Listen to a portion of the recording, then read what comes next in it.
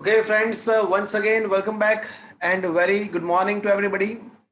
I hope you all are safe, your family member, your relative, your parents, your friends, all are safe, and you are enjoying this new era, this new way of learning. Friends, we are discussing ચુંબકત્વ અને દ્રવ્ય.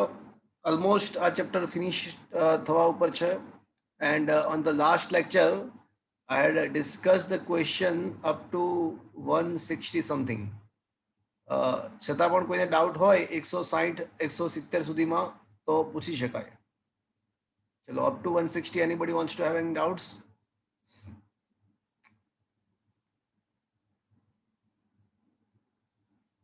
Sir 156 માં 1/t ની જગ્યાએ T આપ્યો હોય તો બી આવે 156. હા, 156 માં 1/t ના બદલે ટી આપ્યું હોય તો ઓપ્શન બી આવશે, અતિવલય આવશે. વાત સાચી છે. 156 માં જો 1/t ના બદલે એક્સ વર્સિસ ટી નો આલેખ આપ્યો હોય, સસેપ્ટિવિટી કાયમ વર્સિસ ટી નો આપ્યો હોય તો અતિવલય આવે. વાત સાચી છે. ઓપ્શન બી આવે.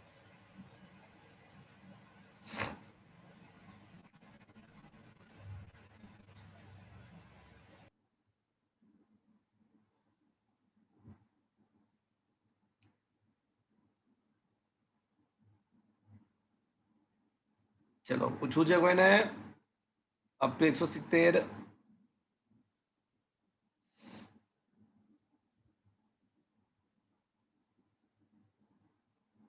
ચલો 167. Question number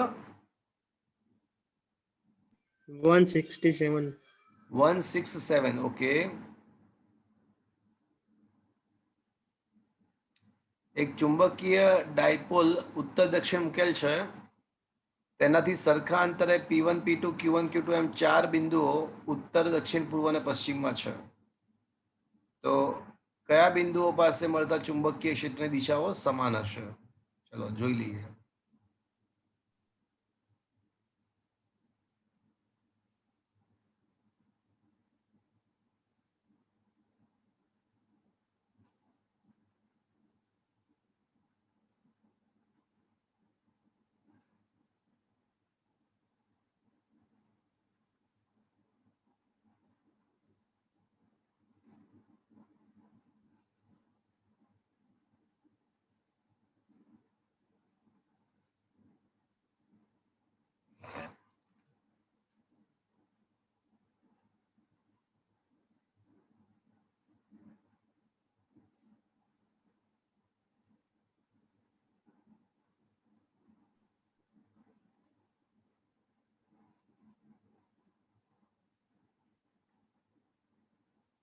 okay,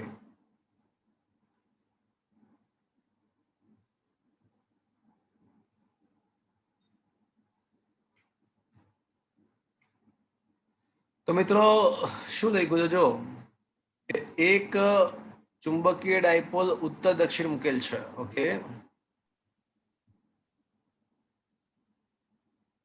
north south east west. અને ચુંબકીય ડાયપોલ એટલે કે ગજ્જુ ચુંબક જ સમજો ને, ઉત્તર દક્ષિણ મૂકેલ છે. ઓકે, તેનાથી 4 સરખા અંતરે P1 P2 Q1 Q2 એમ 4 બિંદુઓ અનુક્રમે ઉત્તર. ચલો P1 બિંદુ અહીંયા છે, P2 બિંદુ અહીંયા આગળ છે,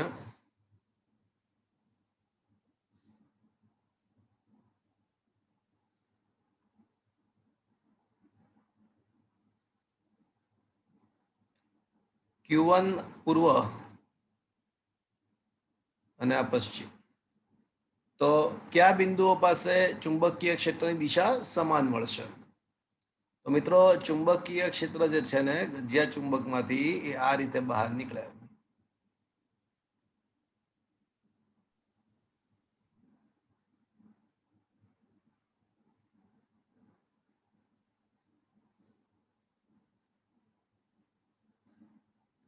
નોર્થ માંથી બહાર નીકળશે.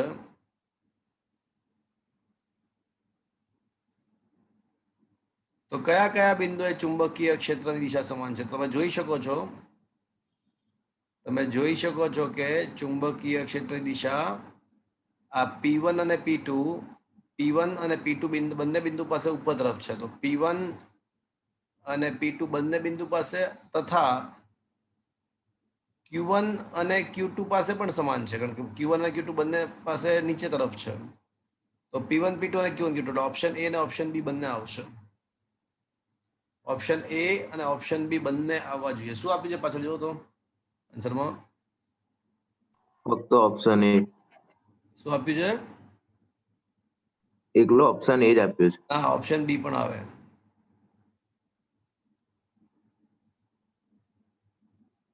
કારણ કે Q1 અને Q2 બંને આપ્યું ના બિંદુ છે. થાય. બંને આપ્યા છે સર. બંને આપ્યું છે. બંને આપેલા છે ને? હા, બરાબર છે. ચલો પછી સર 151 જોઈએ. 151.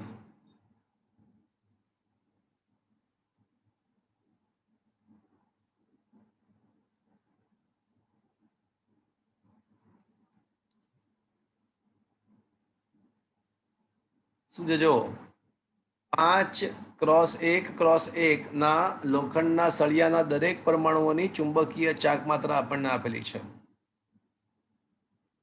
ઘનતા આપણને આપી છે, પરમાણુ ભાર આપ્યો છે અને એવોગેડ્રો અંક આપ્યો છે. સેચ્યુરેશન મેગ્નેટાઇઝેશન સ્થિતિમાં ચુંબકીય ચાક માત્રા. તો ભાઈ સેચ્યુરેશન મેગ્નેટાઇઝેશનની અવસ્થામાં બધા જ પરમાણુઓ એક જ દિશામાં ગોઠવાયેલા હોય, એટલે એ વખતે મેક્સિમમ ચુંબકીય ચાક માત્રા મળે. અને મેક્સિમમ ચુંબકીય ચાક માત્રા એટલે પરમાણુઓની સંખ્યા ગુણ્યા એક પરમાણુની ચુંબકીય ચાક. એટલે મારે છે ને પરમાણુઓની સંખ્યા શોધવી પડે. તો પરમાણુઓની સંખ્યા શોધવા માટે આપણે ઘનતાનો યુઝ કરી શકશું, એવોગેડ્રો અંકનો યુઝ કરીશું અને છેલ્લે કદનો પણ યુઝ કરીશું. ઓકે, તો મિત્રો એક કામ કરીએ, પેલા છે ને સંખ્યા ઘનતા શોધીએ. તમને ખ્યાલ છે મિત્રો સંખ્યા ઘનતાનો શોર્ટકટ? સંખ્યા ઘનતા એટલે એવોગેડ્રો સંખ્યા ગુણ્યા ઘનતા ભાગ્યા પરમાણુ ભાર. એવોગેડ્રો સંખ્યા ગુણ્યા ઘનતા ભાગ્યા પરમાણુ ભાર. એટલે આ તમને છે ને સંખ્યા ઘનતા મળે. સંખ્યા ઘનતા એટલે એકમ કદ દીઠ સંખ્યા. તો તમારે કુલ સંખ્યા શોધવી હોય પરમાણુઓની, તો એવોગેડ્રો સંખ્યા ગુણ્યા ઘનતા ગુણ્યા કદ ભાગ્યા પરમાણુ ભાર. તો આ પરમાણુઓની કુલ સંખ્યા મળી જાય. તો આ શોર્ટકટ સમજ પડી મિત્રો? આ સંખ્યા ઘનતાનો શોર્ટકટ ખ્યાલ છે ને? એવોગેડ્રો સંખ્યા ગુણ્યા ઘનતા ભાગ્યા પરમાણુ ભાર. તો આ શોર્ટકટ છે. સંખ્યા ઘનતા એટલે એકમ કદ દીઠ સંખ્યા. તો કુલ સંખ્યા શોધ્યું તો એને કદ વડે ગુણી નાખો. તો આટલું કરશો ને તમે તો તમને n મળશે. એટલે n ની ઇન્ટુ m કરશો એટલે આપણને સેચ્યુરેશન મેગ્નેટાઇઝેશન વખતેનું કુલ ચુંબકીય ચાક માત્રા મળશે. Is that clear? Okay sir. ચલો પછી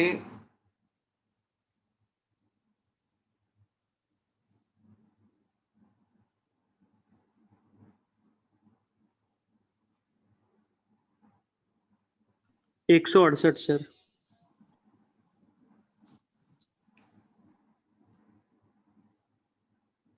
ઓકે,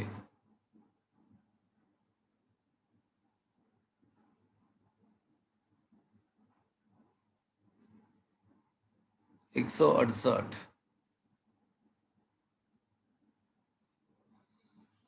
ઓકે,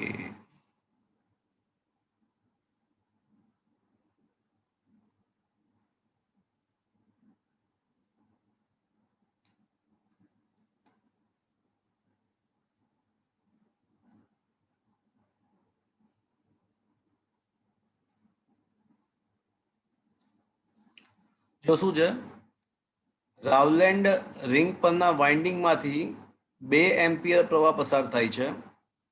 આની સંખ્યા 400 છે અને તેનો રિંગનો પરિઘ સરેરાશ રીતે 40 સેન્ટીમીટર લંબાઈનો છે. આ સ્થિતિમાં રિંગના દ્રવ્યમાં ઉત્પન્ન થતું ચુંબકીય ક્ષેત્ર 10 ટેસ્લા છે. સૌથી પહેલા ચુંબકીય તીવ્રતા એટલે H કહેવાય. મિત્રો તમને એ ખ્યાલ છે ને કે B બરાબર ચુંબકીય ક્ષેત્રની તીવ્રતા, H બરાબર ચુંબકીય તીવ્રતા અને M બરાબર મેગ્નેટાઇઝેશનની તીવ્રતા. તો સૌથી પહેલા પ્રવાહ આપ્યો છે, આંટાની સંખ્યા આપ્યો છે અને પરિઘ આપ્યો છે. રિંગનો સરેરાશ પરિઘ 40 સેન્ટીમીટર લંબાઈનો છે. તો પરિઘ પરથી ત્રિજ્યા મળી જાય આપણને. અચ્છા, પરિઘની લંબાઈ એટલે 2πr જ આપણને આપ્યું છે. 2πr જ આપ્યું છે. તો મિત્રો સૌથી પહેલા ખબર છે કે રાઉલેન્ડ રિંગ એટલે એક પ્રકારનો, પહેલી વાત તો રાઉલેન્ડ રિંગ એટલે શું છે, તો કે ભાઈ એક ટાઈપનો ટોરોઇડ છે. સૌથી પહેલી વાત. હવે આપણને ખબર છે કે ટોરોઇડ માટે બી બરાબર મોની, પણ માધ્યમ છે ના, માધ્યમ રાઉલેન્ડ રિંગની અંદર સસેપ્ટિબિલિટી, સાપેક્ષ પરમિબિલિટી છે એટલે માધ્યમ છે. તો μ0 ni ના બદલે શું આવશે મિત્રો? ખાલી μ ni આવશે. અને μ બરાબર μ0, અચ્છા μ રાખો, તો that is a μ into n upon 2πr into I. હવે આમાં છે ને તમને ચુંબકીય ક્ષેત્ર આપેલું છે, આંટાઓની સંખ્યા આપી છે, પરિઘની લંબાઈ આપી છે અને પ્રવાહ આપ્યો છે. તો સૌથી પહેલા તમને પરમિએબિલિટી મળી જશે. આઈ રિપીટ, બી આપ્યો છે, તમને એન આપ્યો છે, આઈ આપ્યો છે અને 2πr એટલે કે પરિઘની લંબાઈ આપી છે, એટલે તમને મ્યુ મળી જશે. એકવાર મ્યુ મળી જાય તો mu is equals to mu ભાગ્યા μ0 બરાબર μr. તો આપણને μr પણ મળી જશે, કારણ કે મ્યુ ભાગ્યા μ0 કરો એટલે μr મળી જાય. ચલો, એટલે આપણને સાપેક્ષ પરમિએબિલિટી મળી જશે. હવે તમને ખબર હશે કે સસેપ્ટિબિલિટી તમારે શોધવી હોય તો 1 પ્લસ કાઈ μr is equals to 1 plus કાઈ છે. તમને ખ્યાલ હશે કે μr is equals to 1 plus કાઈ છે. તો તમને μr મળી ગયો છે, તો μr -1 કરો એટલે તમને કાઈ મળી જાય. એટલે કાઈ પણ તમને મળી જશે સસેપ્ટિબિલિટી. અને મિત્રો બી બરાબર μ0 ઇન્ટુ μr ઇન્ટુ h. યાદ છે મિત્રો? આ ni ને h કહેવાય. તો અથવા એવું ના કરવું હોય તો h ઇઝ ઇક્વલ્સ ટુ તમને ખબર છે કે NIF, capital N by L IF. એમાં IF છે L તરીકે પરિઘની લંબાઈ 2πr અને આંટાની સંખ્યા એટલે ચુંબકીય તીવ્રતા h પણ મળી જશે. Is it clear? Is it okay? Yes, sir. હા સર. Okay.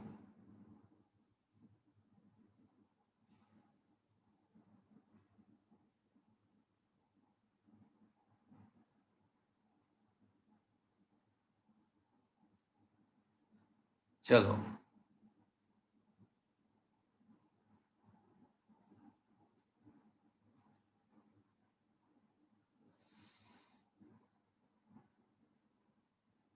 હજી AIEEE માં સર આ ત્રીજો ક્વેશ્ચન.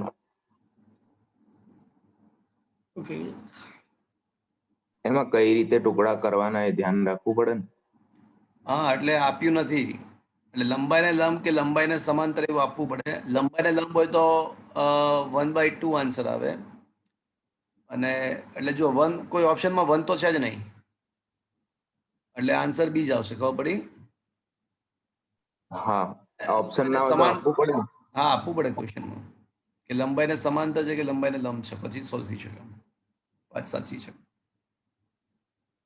ચલો પછી Sir, fourth. 4th. ઓકે,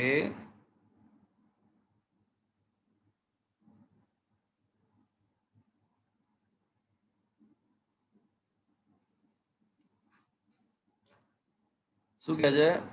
એમ દળનો ક્યુ વિદ્યુત ભાર ધરાવતો કણ આર ત્રિજ્યાના વર્તુળાકાર પથ પર v વેગથી નિયમિત ચુંબકીય ક્ષેત્રના બીને લંબરૂપે ભ્રમણ કરે છે. તો મિત્રો તમને વારંવાર સમજાયું છે કે ચુંબકીય બળ કેન્દ્રગામી બળ છે.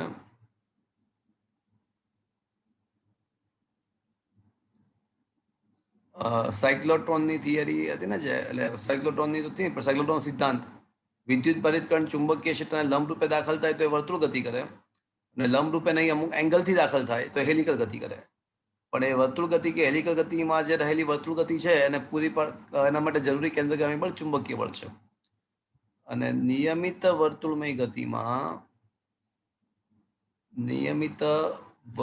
ગતિમાં કેન્દ્રગામી બળ વડે થતું કાર્ય એ તો 11C20 ના આવ્યા છીએ આપણે. શું આવશે મિત્રો? શું આવશે?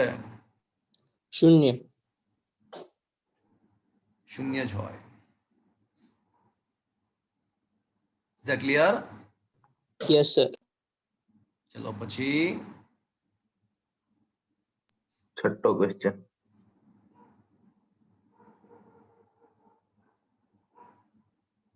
ઓકે, જુઓ શું લખ્યું છે. એક ચુંબકને મેગ્નેટિક મરેડિયનમાં છૂટથી લટકાવતા તેના દોલનોનો આવર્તકાળ 2 સેકન્ડ છે. આ ચુંબકની લંબાઈના 3 સમાન ભાગ કરી એકબીજા પર સમાન ધ્રુવો એકબીજા પર રહે તેમ ગોઠવતા. એટલે આ રીતે છે ભાઈ, એક ચુંબક છે સ્ટાર્ટિંગમાં આપણી પાસે,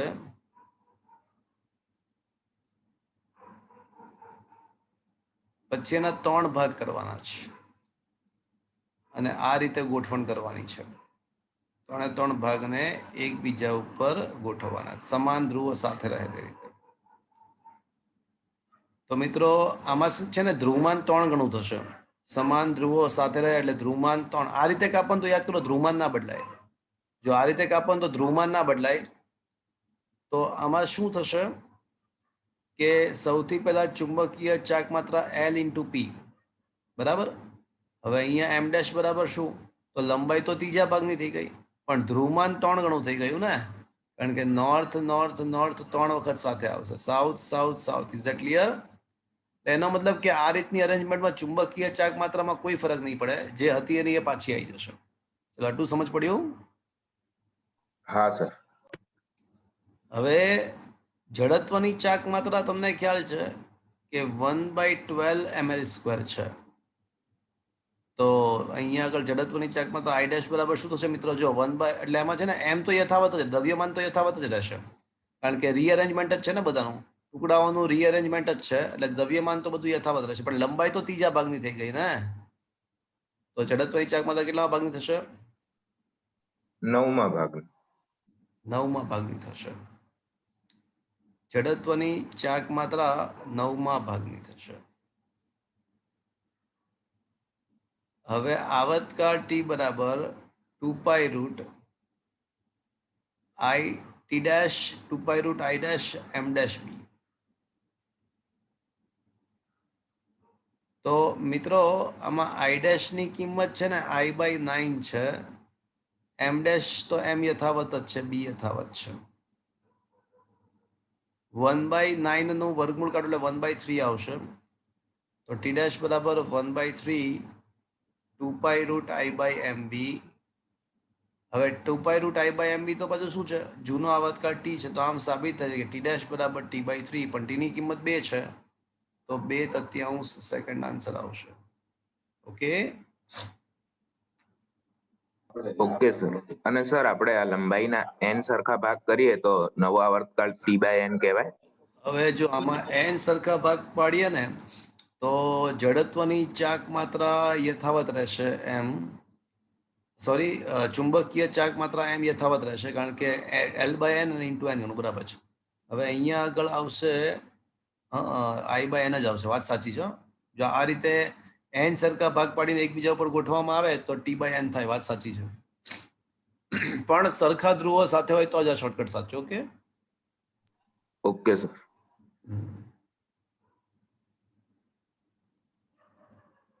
ચલો.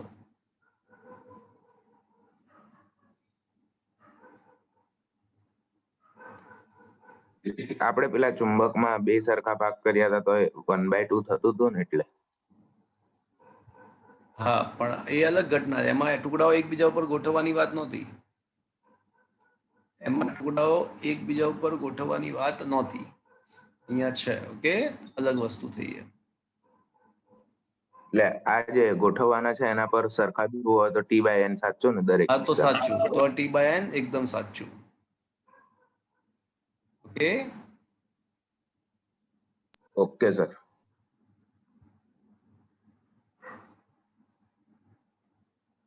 ચલો.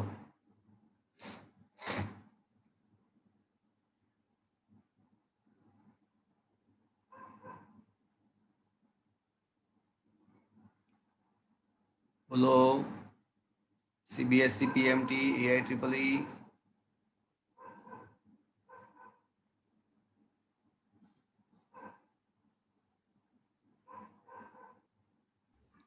PMT માં છઠ્ઠો સર. પાંચમો પણ. PMT માં 5.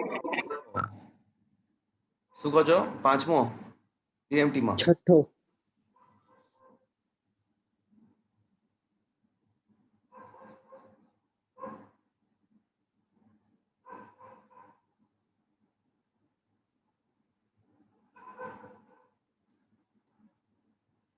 જો શું કહે છે, એક જ વાહક તારમાંથી બે વર્તુળાકાર ગૂંચળાઓ બનાવેલા છે. પ્રથમ કોઇલની ત્રિજ્યા બીજી કોઇલની ત્રિજ્યા કરતા બમણી છે.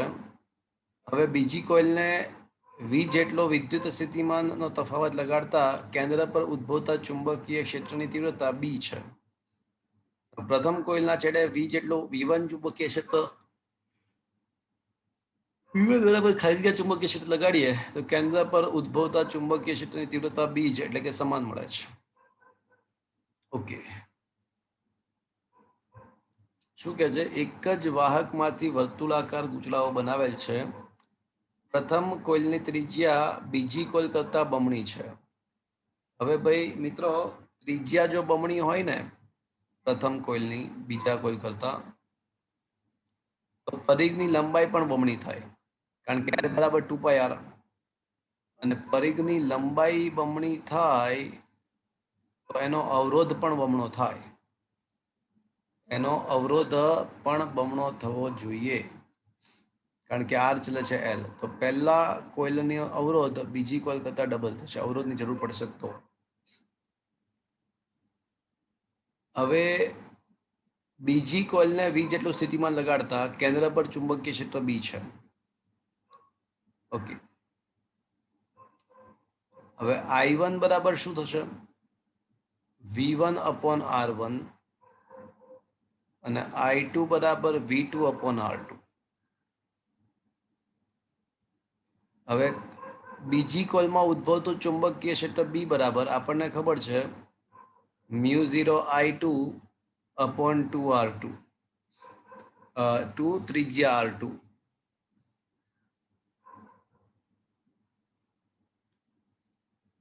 તો મિત્રો,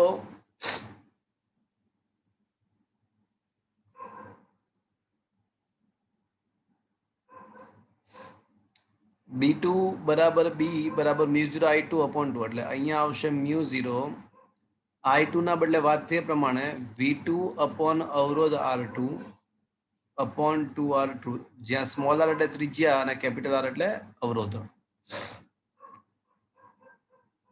ચલો, આ B2 ની વાત પતી ગઈ. હવે B1 નો વિચાર કરીએ તો μ0I1/2R1. તો μ0/2R1 into V1 upon R1.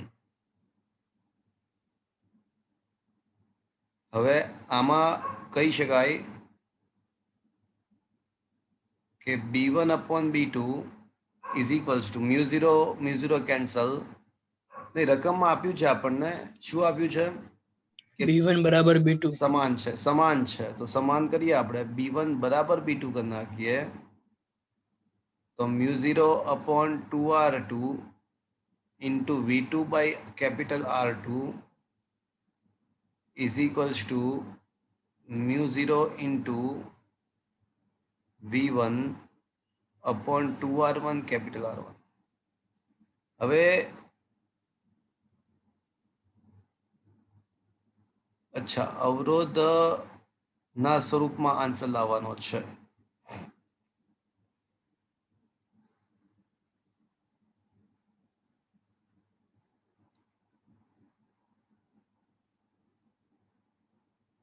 Okay,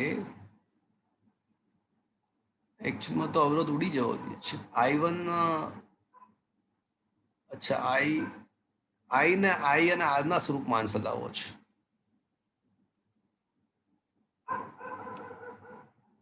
શું મજાક છે. ઓકે,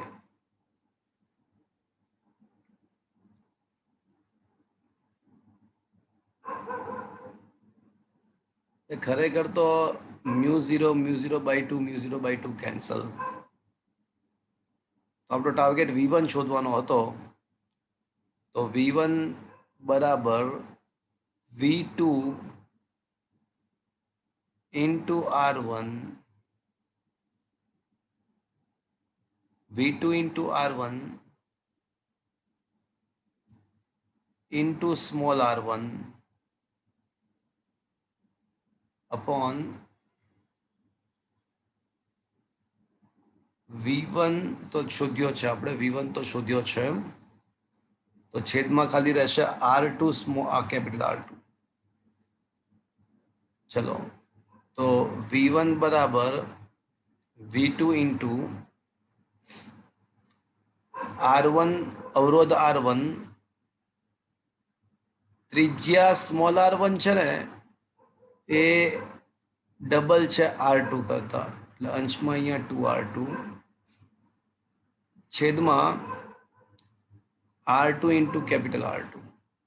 તો R2 કેન્સલ. હવે વળી પાછું આપણે આન્સર છે ને I ના સ્વરૂપમાં લાવવો છે. તો V2 બરાબર હું I2 R2 લખી શકું.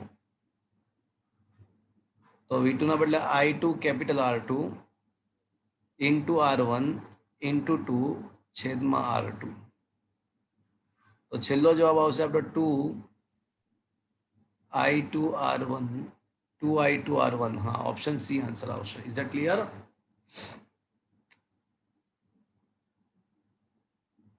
आया बात समझ में?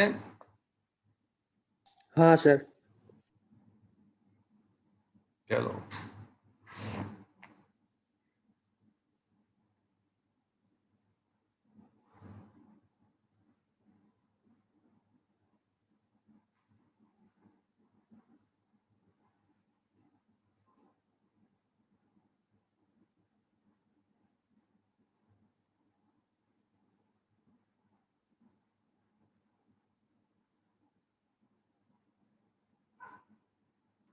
बोलो.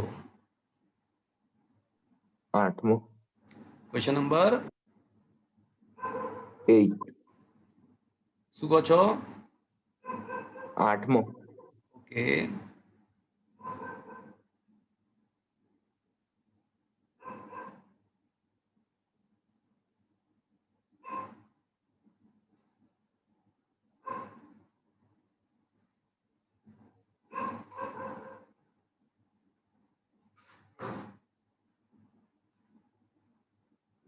ઓકે.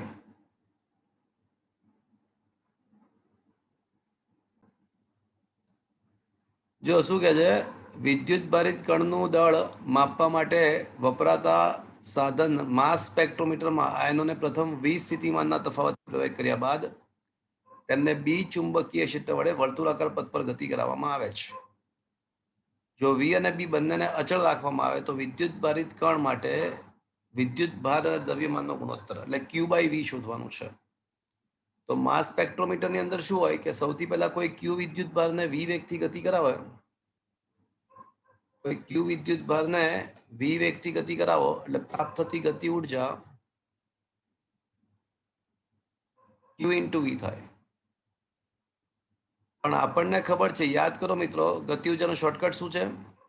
કોઈ વિદ્યુત ભારિત કણ ચુંબકીય ક્ષેત્રમાં ભ્રમણ કરતો હોય તો એની ગતિ ઉર્જાનો શોર્ટકટ છે કોઈ માઇકલ? ક્યુ square v square b square upon 2m. Exactly. તો વિદ્યુત ભારિત કણ ચુંબકીય ક્ષેત્રમાં ગતિ કરતો હોય તો તમને ખબર છે કે એની ગતિ ઉર્જા q square v square b square by 2m થાય. Q square b square r square by 2m થાય. તો મિત્રો એક ક્યુ કેન્સલ. મારો ટાર્ગેટ શું છે? ક્યુ બાય એમ. તો ક્યુ બાય એમ ને સૂત્રો કરતા બનાવીએ તો 2m ઇન્ટુ વોદ્યુત સ્થિતિમાન વી અને છેદમાં આવશે બી સ્ક્વેર આર સ્ક્વેર. તો ક્યુ બાય એમ ચલે છે 1/r સ્ક્વેર આન્સર આવશે. Is that clear friends? હા સર. ઓકે, ચલો.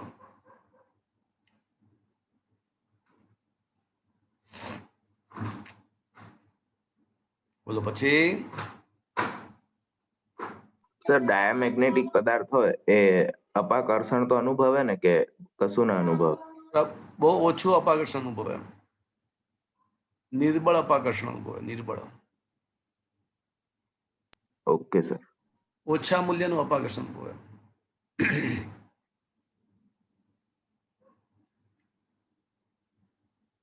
ચલો પછી.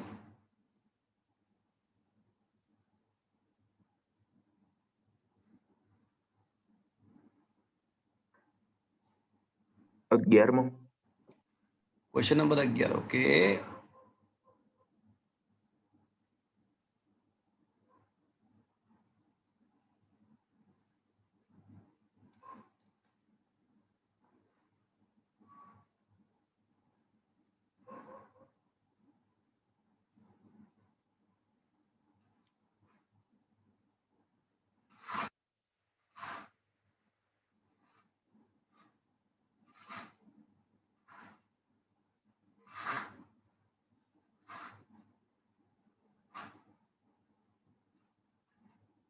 ઓકે.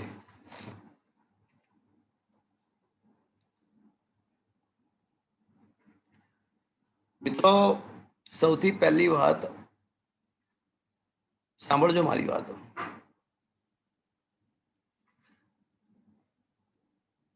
કોઈ પણ બંધ પ્રવાહધારિત લૂપ એક ચુંબકીય ડાયપોલ છે. કારણ કે પ્રવાહ પસાર થાય એટલે નોર્થ અને સાઉથ પેદા થાય. નંબર 2, સમાન વિદ્યુત ક્ષેત્રમાં વિદ્યુત ડાયપોલ પર લાગતું પરિણામી બળ કેટલું હોય? 0. તો પરિણામી બળ 0 હોય તો તે જ પ્રમાણે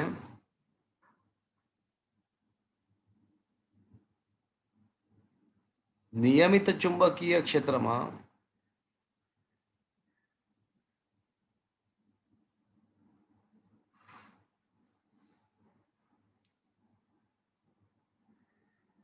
ચુંબકીય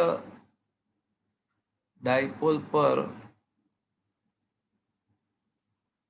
લાગતું બળ પણ 0 જ હોય.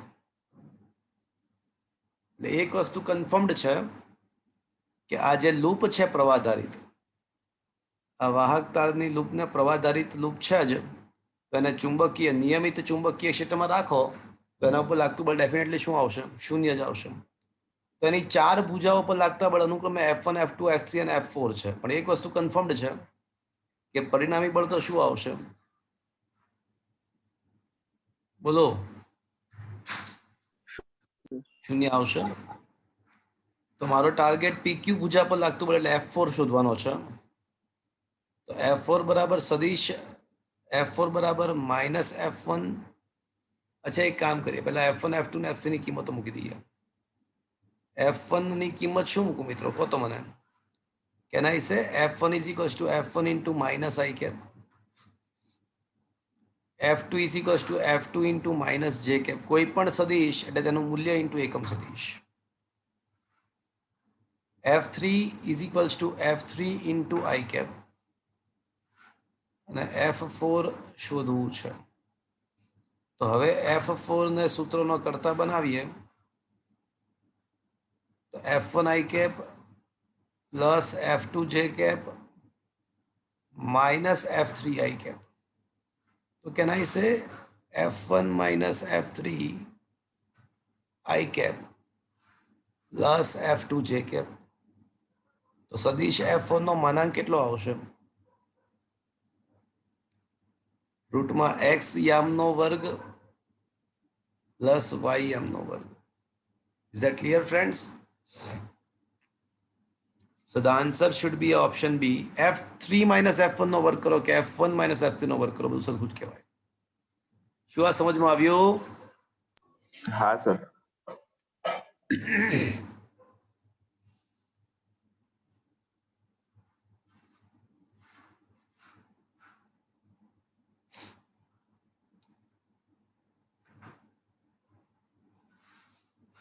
ચલો, PMT લાસ્ટ કોલ.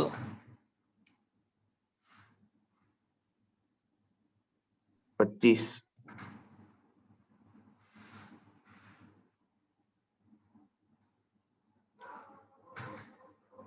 કાયમી ચુંબકના બે ધ્રુવો વચ્ચે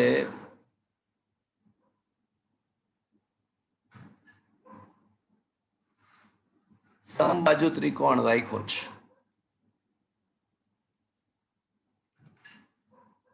હવે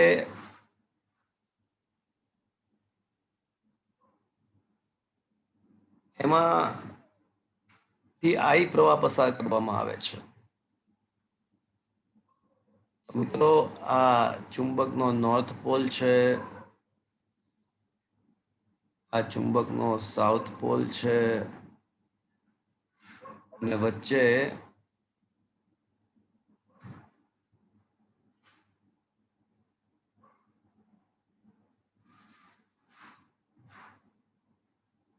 સમબાજુ ત્રિકોણ ગોઠવેલ છે.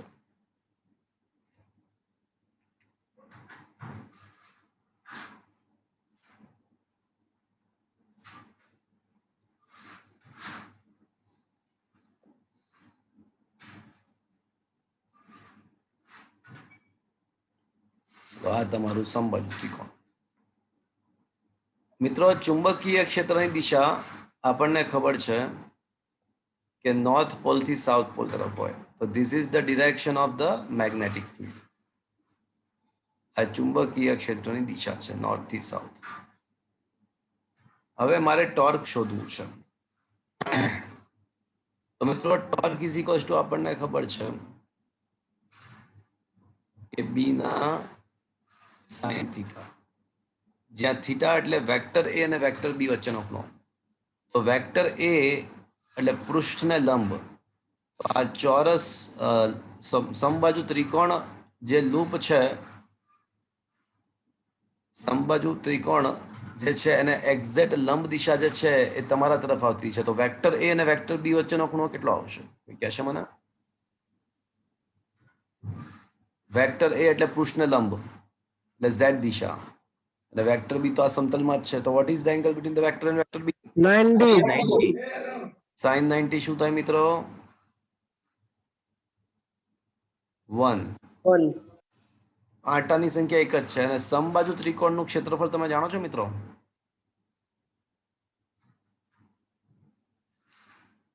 સમબાજુ ત્રિકોણનું ક્ષેત્રફળ, જો ક્ષેત્રફળ એટલે 1/2 પાયો ગુણ્યા વેધ. ચલો, પાયો એટલે લંબાઈ L અને વેધ એટલે h. તો આ h ની કિંમત કેટલી હશે? તો જોઈ શકાય છે કે sin 60 is equals to h/L થશે. sin 60 is equals to h/L.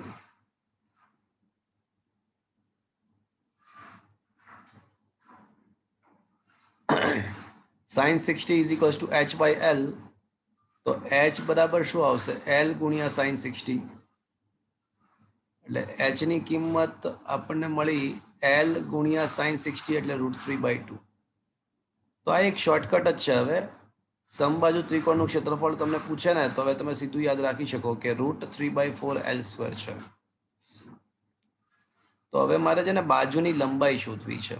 તો બાજુની લંબાઈને સૂત્રો કરતા બનાવીએ તો 4 torque upon √3bi.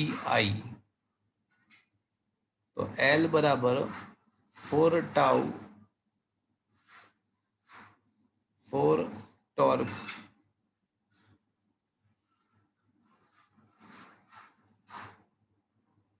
into b √3bi.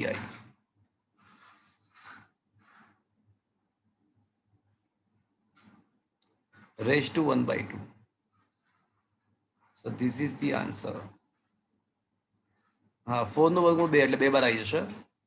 2 બાર આવી જશે. So this is the answer. आया बात समझ में? હા સર.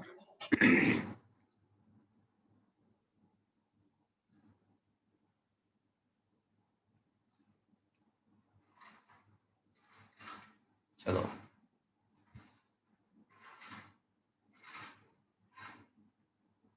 चलो एम्स में पूछेला questions, PMT AIIMS extra MCQs बोलो, पूરું કરો ફટાફટ.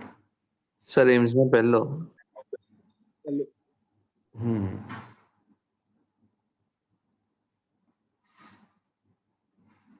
એક ચુંબકના લીધે ટેન્જન્ટ ગેલ્વેનોમીટરની સોય 30 ડિગ્રી કોણાવર્તન અનુભવે છે.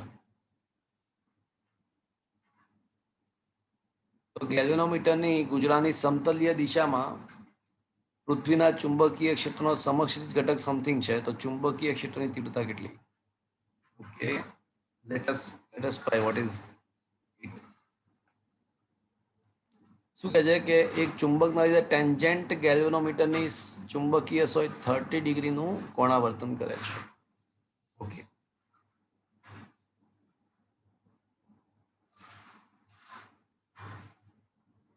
ગેલ્વેનોમીટરના ગૂંચળાના સમતલની સપાટીની દિશામાં પૃથ્વીના ચુંબકીય ક્ષેત્રનો સમક્ષિતિજ ઘટક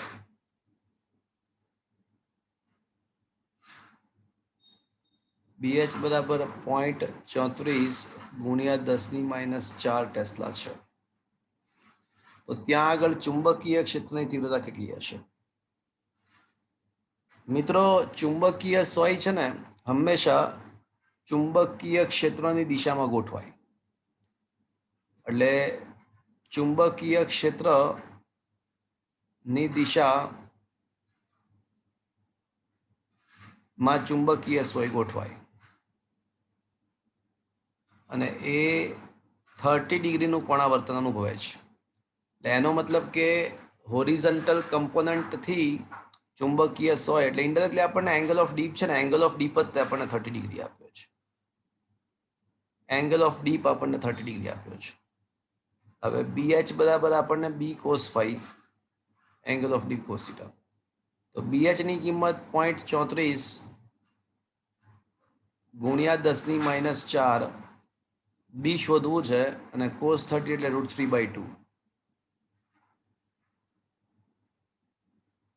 તો B નું મૂલ્ય 0.34 ગુણ્યા 2 ભાગ્યા √3 10⁻⁴. તો 0.34 ગુણ્યા 2 એટલે 0.68 ભાગ્યા 1.73. તો 0.68 ભાગ્યા 1.73 नहीं 1 पॉइंट समथिंग तो नहीं आई શકે ખ્યાલ નહીં આવે